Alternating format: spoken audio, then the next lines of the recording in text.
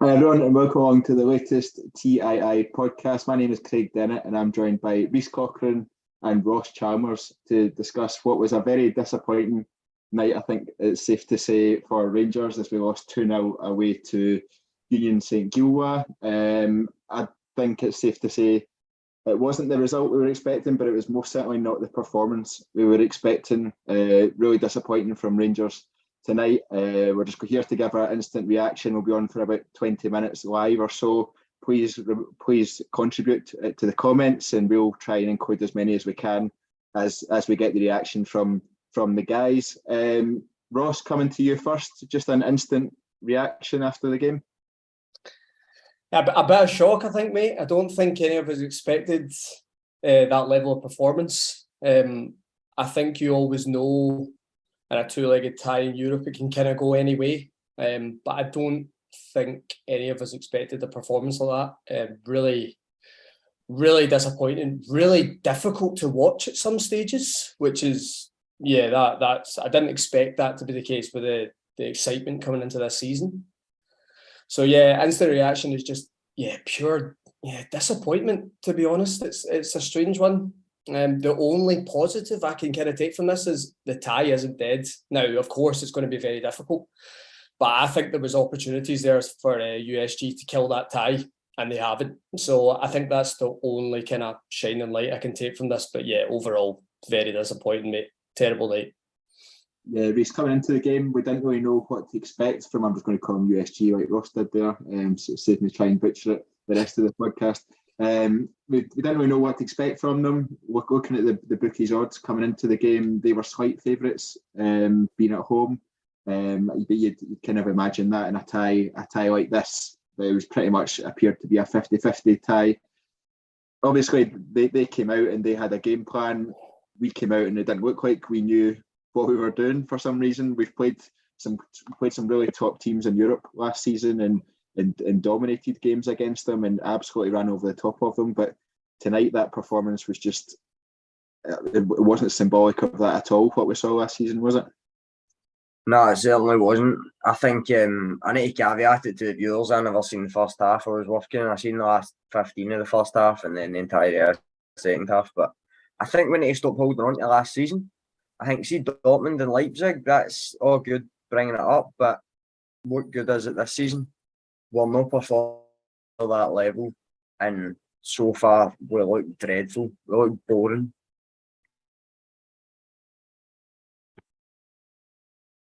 Yeah, I think that's safe to say that we did look boring for much of that game, and like Ross said, it was a hard watch. Ross, coming on to we'll just do a wee bit of. We're not going to go into too much detail on the game. We'll just give some generic thoughts, and they get Kyle and the guys tomorrow on our Wednesday bulletin. We'll pick apart the finer details. That first 10 minutes looked really positive, to be fair. I think we 3 shots on goal. Tillman looked lively. He was picking up the ball. He was driving at the defence with confidence. As I said, few shots on goal. But we seemed to drop off after that first 10-15 minutes, and we were really passive. We were moving the ball slowly. It was just that it doesn't really make sense as to why we didn't continue that sort of start that we had, does it? Yeah, I think you're right. I think the first 5 or 10 minutes that looked like that typical European performance from us, that kind of that setup that we have, and that I think most fans expected a Lundstrom, Jack and Kamara middle three. Obviously, it turned out to be that Lundstrom was dropping back. And I think that the first 10 minutes gave us a bit of a platform, and we did look good. Tillman, I think, obviously taken away from the performance overall was shocking, but this guy looks the part. He'd obviously dropped off as we couldn't get him in the game when it came to the later part of the first half and the second half. But I think you're right. I think we lost control, and we gave USG a wee bit of momentum in the game, and they were willing to sit off us and allow us to have a lot of the ball. And I think a few times we were trying to force things a wee bit, really lacking creativity, and that gave them a lot of encouragement, I think. And they started coming into the game, and they were picking up a lot of space between our midfield and our defence. And I don't think Jack and Kamara done well tonight at covering that space.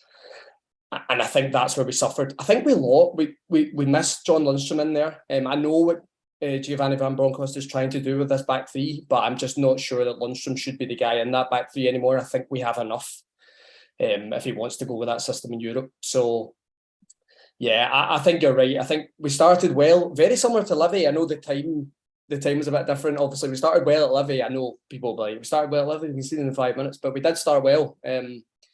So yeah, very similar in that aspect, but yeah, just lost momentum, and it looked like we lost confidence as well. I don't know what either of you think, but it looked like we lost real confidence in the game plan. It seemed like the players didn't really have a clear understanding of how we were approaching the game, and it just we crumbled, to be honest.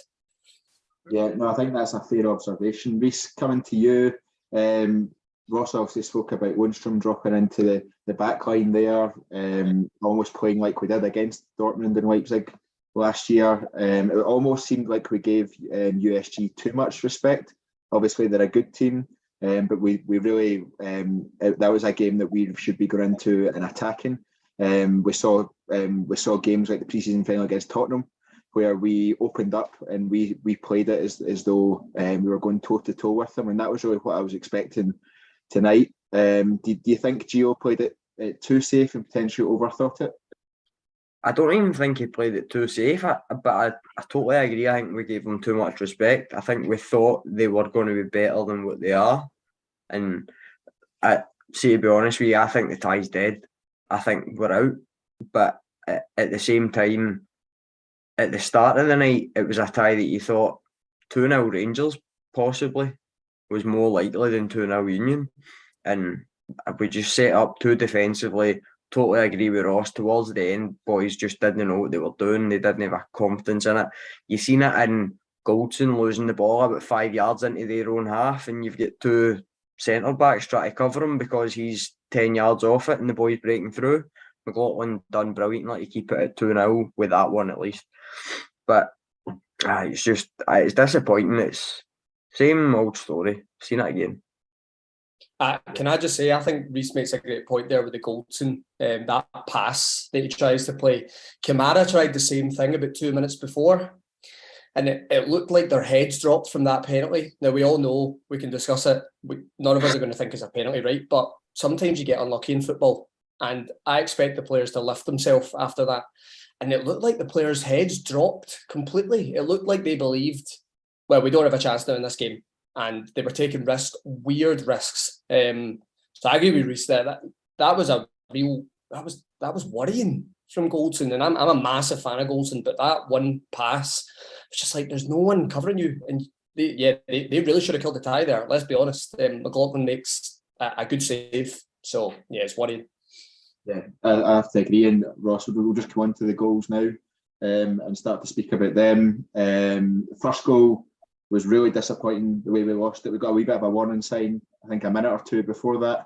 They broke down the left-hand side, ball across the box. And I actually thought James Sands defended that really well on that occasion. Ball kind of makes its way back into USG's possession.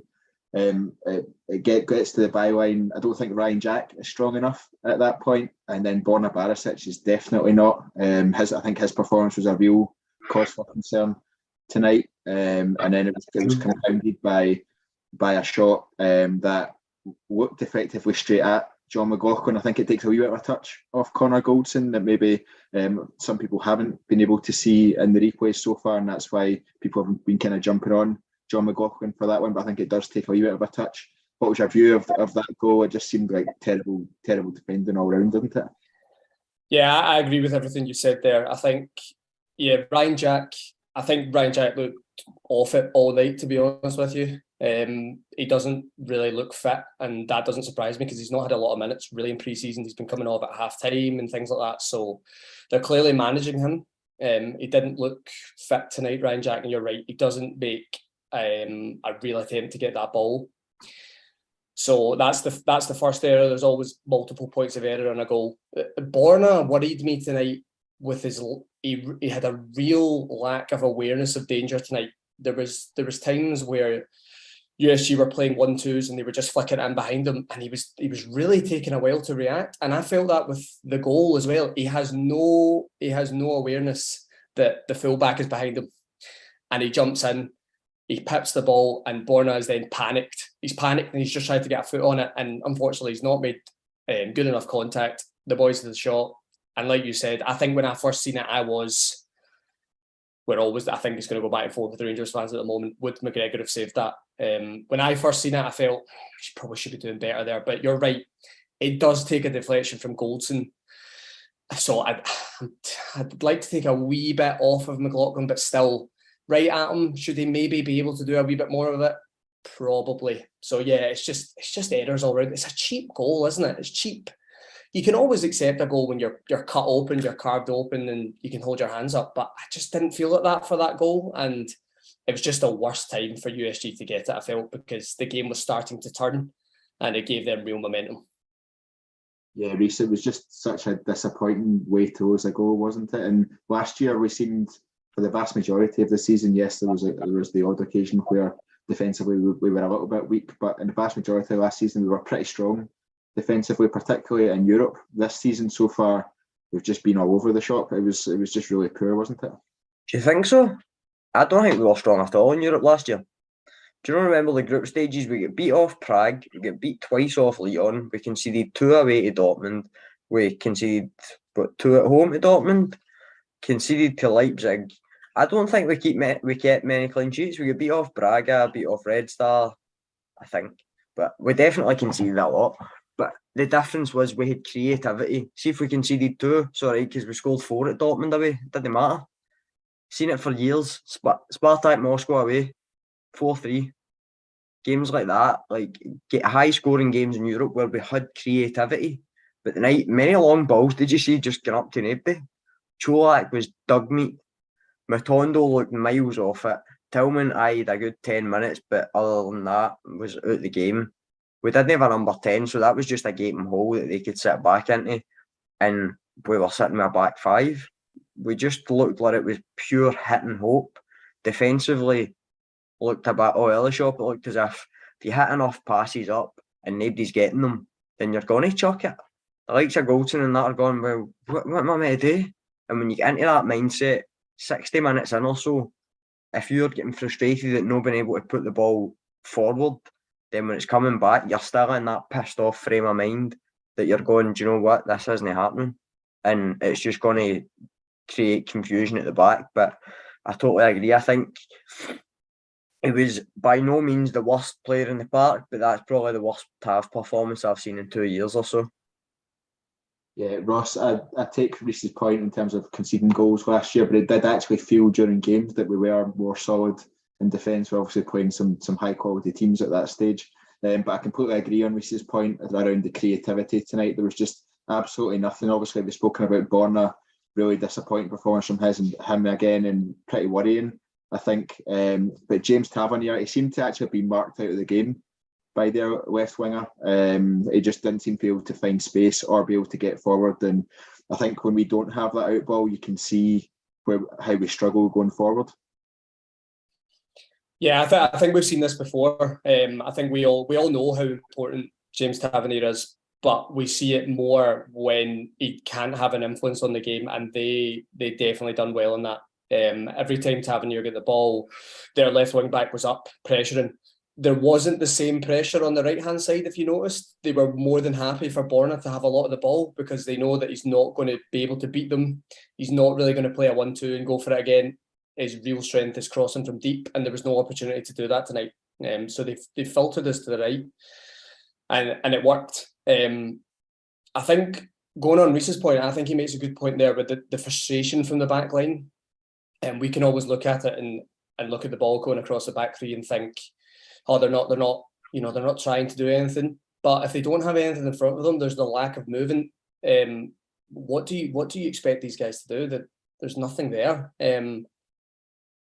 I think there's been a lot of debate about Cholak recently. I don't think he's definitely not, lit it up, shall we say? But there's nothing. There's no connection to him. Tonight, Matondo and Tillman, both very good players, but there was no link between the 3. And Cholak must be. We've obviously seen it enough now. We've played enough games. He's clearly being told to stay on the last man, because if he was being told to drop in, he would be doing it by now, or he wouldn't be playing. So he's clearly being told to stay in the last man. So if that is the case, we need more in behind him. And I think Kamara has been the one that's been tasked with that, but he isn't a number 10. He isn't. And I think at one point, I took a screenshot earlier in the second half. At one point, we were fully set up in like a 3. It was like a 3-5. It was just weird. There was no link between anyone. And there was just a massive gap where Cholak was. And I just thought, Kamara and Jack are behind the ball. We're just not going to be able to penetrate them that way. And it just continued. And yeah, we didn't change it quick enough. I don't think there wasn't enough changes from Van Bronckhorst tonight. I think he has to take a wee bit of responsibility for that as well. It can't always be the players. As much as they had terrible performances, I think Van Bronckhorst has to take a wee bit tonight. I don't think he changed it quick enough, and we've suffered from it. Reece, coming to you just on, I know you gave your Cholak his dog meat opinion on him earlier on, but I think I completely agree with Ross that he's not getting the service at all. I actually think as a team we are still trying to get used to how he plays, because he does not play like Alfredo Morelos plays. He does not play like Kemar Roofe plays. So we're still trying to. So at times he's pulling in to get the ball to feet. At times he's pulling wide to try and create some space. At times he's on the last man, and at times we're just trying to chuck a long ball up to him, and that doesn't seem to be his game. How do we, going forward into the second leg, how do we try and fix that problem? Obviously, Gio said in his press conference that Alfredo Morelos' target is to be back for that second game, and we can but hope, and I would very much hope that he would. But even if he does, he's not going to play a full 90 minutes. We're still going to need Cholak to contribute. Is it just a case of the team still not gelling on that front, do you think? I think so. I don't think Cholak can play up front himself. I don't think he's a one striker kind of player. Say for talking sake, Goldson's ball does go to him, but I totally get what you say about the gap, because say he does pull one of them down on his chest, right, holds the defender off, pull it down his chest, he's going to need to wait about 10 seconds for somebody to catch up to where he was higher up the park. Either that, or he's going to need to run with himself, and he's not that kind of player. Morelos can use his body strength to hold players off. Cholak's not that build. He's not that. It's not his style of play, basically. But the one thing that did seem promising, and again, it goes back to if he was playing in a 2, see when I believe it was Kamara threaded a wee ball through to him, and he kind of spun the defender in the second half and flashed one across goal. Tillman doesn't gamble on it. See, to be honest, you need to be a striker to gamble on that, to be fair. But that was probably the only decent thing I seen him do. But to his credit, if he's playing in 2 up top, then that might work. But I don't think he can play up top himself. But then again, you've got Roofe and Morelos that are injured, and he's our only striker at the minute, so you can't exactly throw Aribo up there like we maybe would have done last season. If you put Kent up there in a 2, I think you're asking for trouble. I don't think he's a forward at all. But I think we just looked too wide the day. We looked wide, and it was almost like we had 5 at the back, so much down the sides, and just nobody in the middle till we hit Cholak.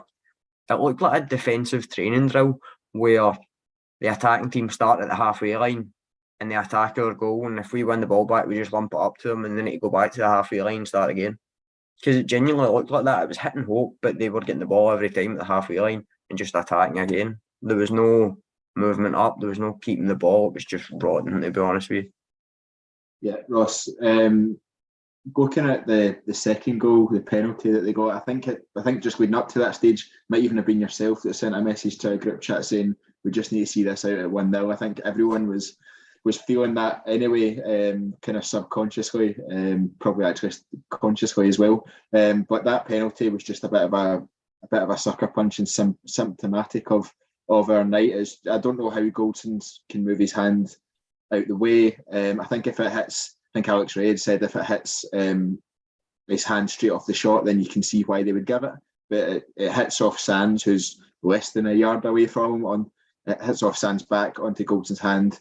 The referee gives a penalty. I don't think the referee was great all night, to be honest. They let a lot of fouls go for both sides, which I thought were clear ones, but it was an extremely harsh penalty to give, wasn't it? Yeah, let's be honest. I think we can all agree. I don't think it matters what team you support here. I think we can all agree that that's not a penalty. You've made a great point there. If if Goldson spreads himself and goes to block the shot and it hits him first and it comes up and hits his arm, you can maybe think about it. But I think is it Tumu? He cracks the shot. Yeah, it hits off Sands, it deflects off Sand and then hits Goldson. What is Goldson supposed to do in that situation? It's such a harsh penalty. And yeah, it just perfectly sums up the night, to be honest with you. I always think with football, sometimes you earn your luck. You earn it. You have to earn it sometimes. And you're right. I think that just sums up the whole night. Like, you are right. It was me that put in the chat saying I'm now in that mindset of, I think it was about 60 minutes where I was like, get out with 1-0. Like, just, it was the same with Braga last year, if you remember, but we were shocking. And I was just like, get out with 1-0. That's it. We'll take it. So yeah, that was a hammer blow, that one. And yeah, it's just never, ever, ever a penalty. It's just not. Yeah, so if we start talking ahead to next week, I guess, Rhys, you've made your feelings clear that 2-0 and that the tie's over. I think I'd disagree. I can see us scoring 2. I think USG only had 2 shots on target the full game, which were the 2 goals. And I think they threatened it a wee bit, but a lot of their shots were from outside the box and quite a way wide as well. So looking ahead to next week, Rhys, do you have absolutely no confidence at all that we'll get a 2-goal victory? Nah, I'm not even confident I need to come on at the weekend, I'll be honest with you. Like, honestly, there's been no creativity. So we've played Livingston this season and we've played that game there. One was shocking for about 60 minutes and one was shocking for 90. There's been zero creativity in either. We've dominated the ball in one and failed to create it, and in the other one we've just sat off and let them attack us. I don't really see anything positive in the 2 games. Pre-season you can't judge. I don't take pre-season performances as anything.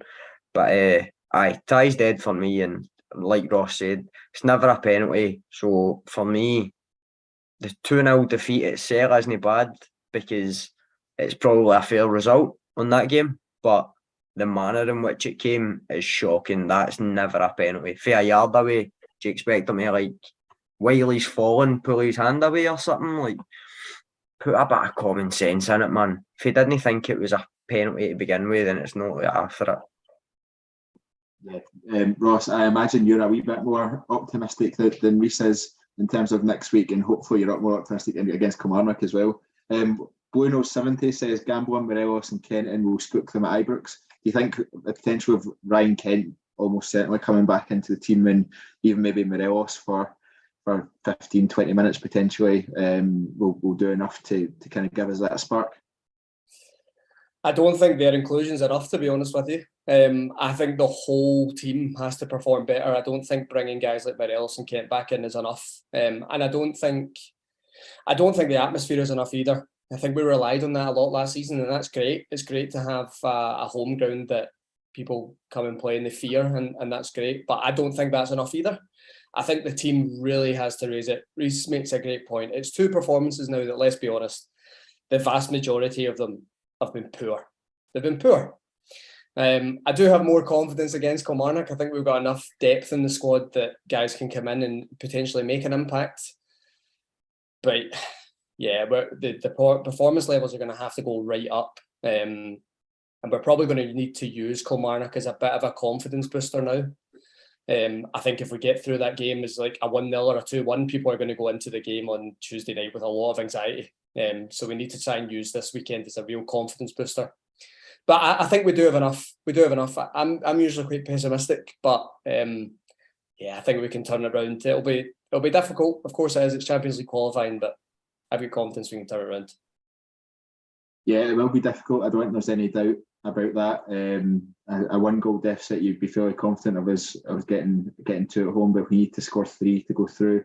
It can always be difficult, especially against a team that has been good enough to make it into the Champions League qualifiers at this stage already. There's no easy ties at that. I think we'll leave it there for this kind of summary. Thanks very much, Rhys and Ross, for joining us.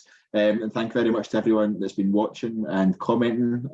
There's lots of emotional people, I think it's fair to say, in the chat. Make sure to join us tomorrow night at 7 p.m, where Kyle and the team will delve a bit deeper into into the events of tonight and look back on Gio's comments and comments from the team as well. Thanks very much for joining us, and until next time, goodbye.